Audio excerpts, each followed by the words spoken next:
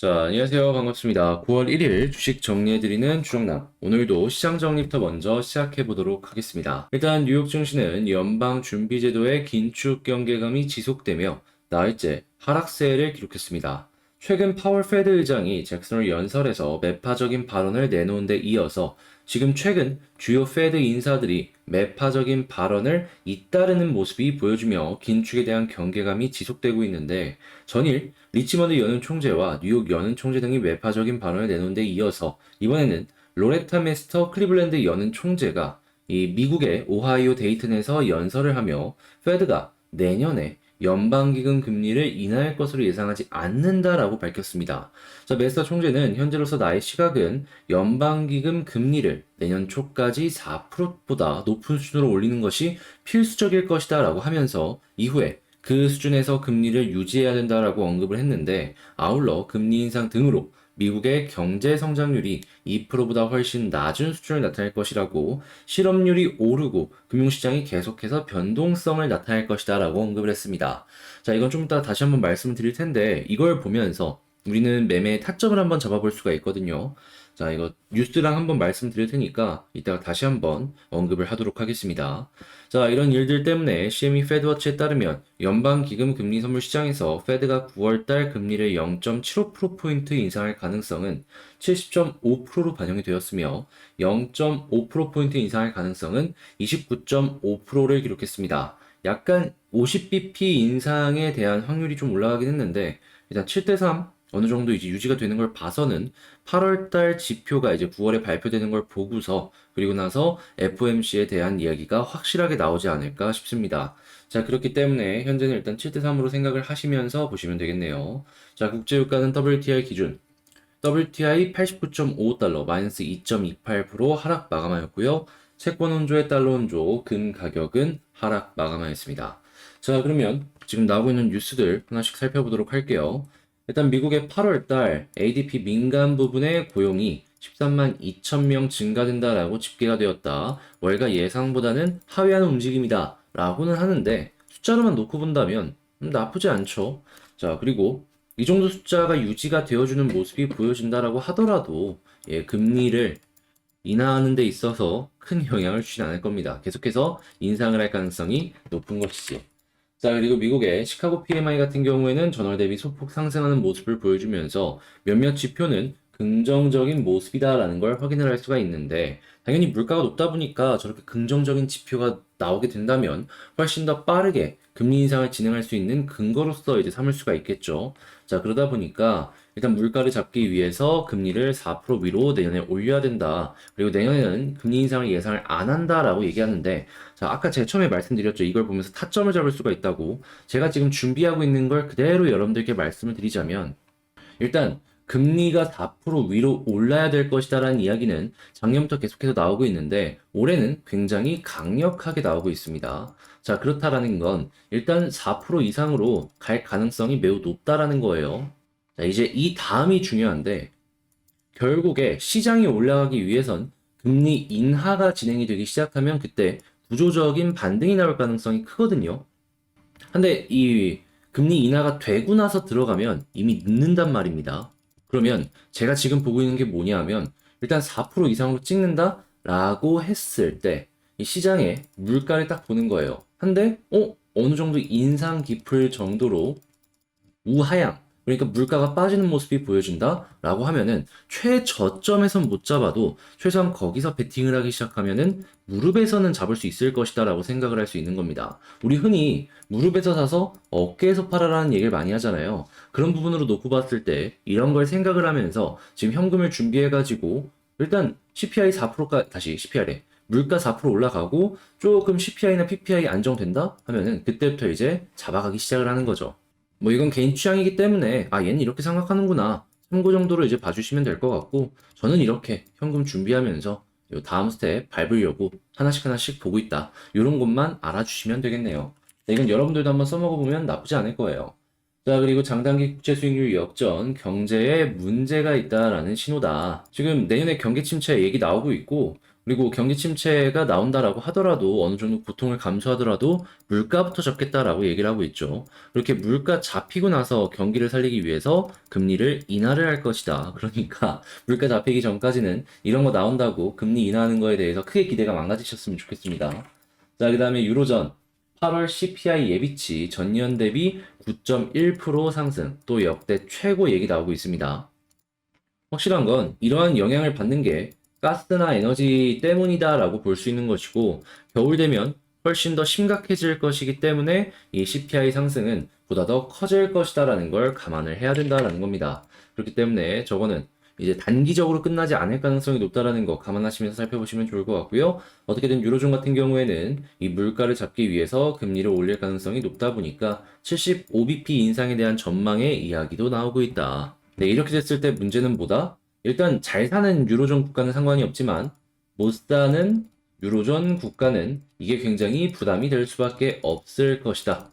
자, 그래서 또 이제 국가부도 얘기 나오는지 디폴트 얘기 나오는지 하나씩 솔솔 찾아보시면 좋을 것 같고요. 정부 모태펀드 결국 삭감한다. 벤처 한파 거세 진압. 이거 딱 보면은 알 수 있는 거. VC 상장사들 이제 지금은 좀 조심해서 봐야 된다. 자, 그 다음으로 미국, 유럽, 일본 그리고 원전 바람이 보여지고 있기 때문에 우라늄 ETF가 들썩이고 있다. 당연히 이러면 원전 관련주는 한국뿐만 아니라 국제적으로 긍정적이기 때문에 같이 봤으면 된다라고 볼 수 있겠죠. 마지막으로 가덕도 신공항 계속 이야기 나오고 있습니다. 공기 최대한 단축을 하겠다라고 이야기를 하고 있는데, 자, 일단 관련주들 이제 조금씩 올라갔다 떨어지고 올라갔다 떨어지고 반복하지 않을까 싶습니다. 이렇게 시장 정리 한번 싹 정리를 해봤는데, 여러분들께 제가 말씀드린 이러한 내용들이 도움이 되었다라고 생각을 하신다면 구독과 좋아요, 알림 설정까지 한 번씩 부탁을 드리고요. 이렇게 공부할 수 있는 내용들 같은 경우에는 이렇게 텔레그램 공부방에서 시장 정리랑 이 공부할 수 있는 내용들 다른 것들도 함께 올려드리고 있으니까 한번 같이 보고 싶다라고 생각을 하신다면 이런 거 같이 한번 보시면 되겠네요.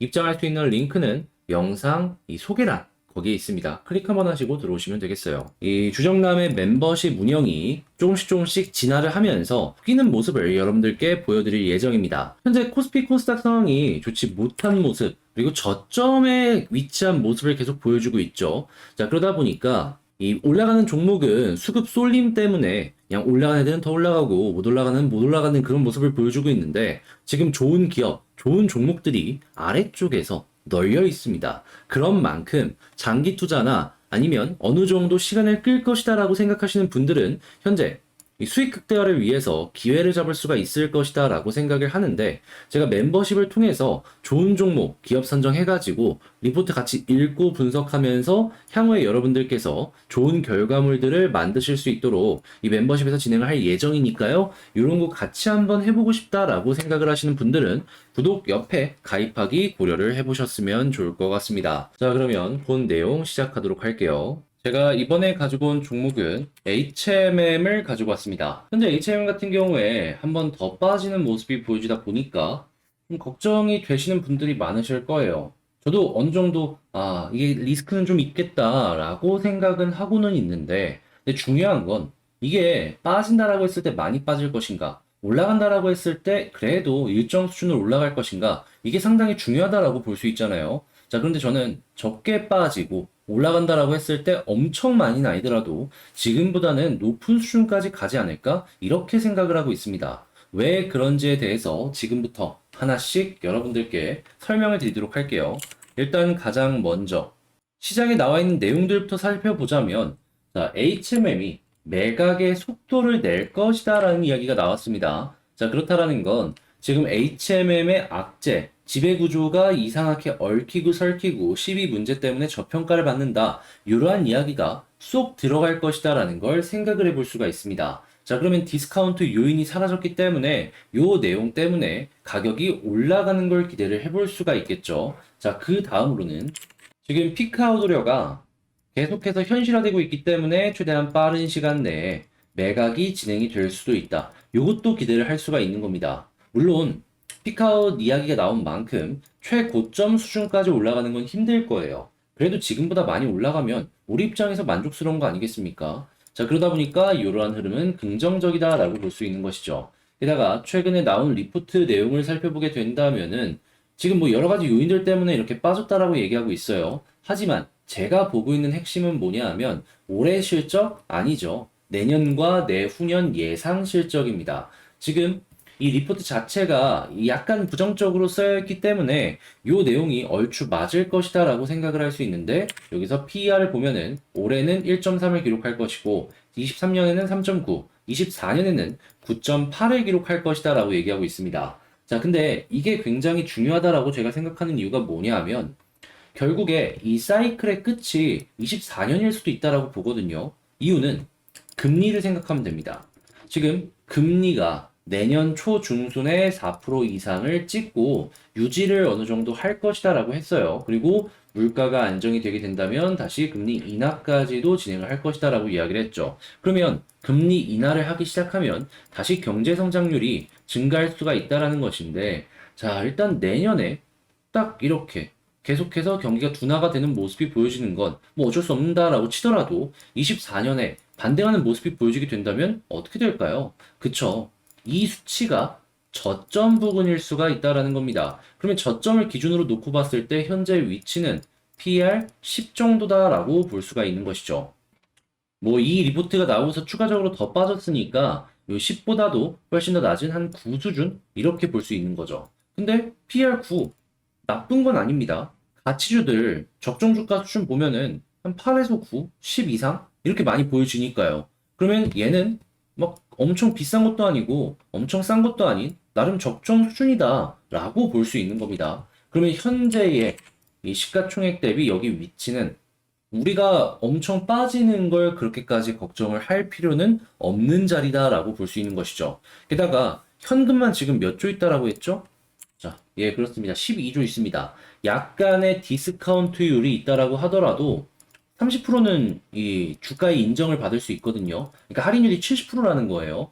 그러면 대략 30% 인정을 받는다라고 하면은 4조 정도. 그죠? 한 4조 정도가 시가총액에 적용을 될 것이고, 그리고 PER이 9 정도다라고 생각을 했을 때, 이 4조를 추가해서 넣어주게 된다면은, 현재 위치는 지금 1.2조당 PER 1이니까, 여기서 4조를 빼면 6조 8천억 하면은 대략 한 5점 몇? 예, 5점 몇 되겠네요. 예, 이 정도의 PER의 위치다라고 볼 수가 있다. 이렇게 정리할 수 있는 겁니다. 당연히 이런 걸 생각을 하는 사람들이 있을 거고, 그리고 이제 디스카운트 요인이라고 할 수 있는 시비도 완벽하게 해결이 되게 된다면은 할인율 뭐 30% 치는 거 이런 것들도 다 없어질 거 아니에요, 이제. 하다면 뭐 이런 최고점을 뚫고 올라간다라고 장담은 못 하더라도 지금 수준보다는 이렇게 머리를 빼꼼 올릴 수 있을 정도의 힘은 시장에서 작용을 할 수는 있다라고 보는 거죠. 물론 이거는 제 개인의 생각이기 때문에 아 얘는 이렇게 생각을 하는구나. 여러분들께서 참고를 해주시면 될 것 같고요. 뭐 제가 말하는 게 정답은 아니지만 그래도 제가 말씀드리는 이런 내용들이 여러분들께 도움이 되었으면 하는 바람으로 이렇게 영상 찍으니까 자, 영상 도움되었다라고 생각하신다면 구독과 좋아요, 알림 설정까지 한 번씩 부탁을 드리겠습니다. 지금 구독자 1.4만 명을 향해서 열심히 달려가고 있는데 아, 시장이 안 좋아가지고 이 늘어나는 속도가 확 죽었더라고요. 여러분들이라도 네, 지금 이 영상을 보시고 도움되었다면 꼭 한 번씩만 눌러주세요. 자, 그럼 전 여기서만 마치도록 하고 다음에 더 좋은 영상으로 다시 찾아뵙도록 하겠습니다. 영상 끝까지 시청해주셔서 감사드리고요. 이상 주식 정리해드리는 주정남이었습니다. 감사합니다.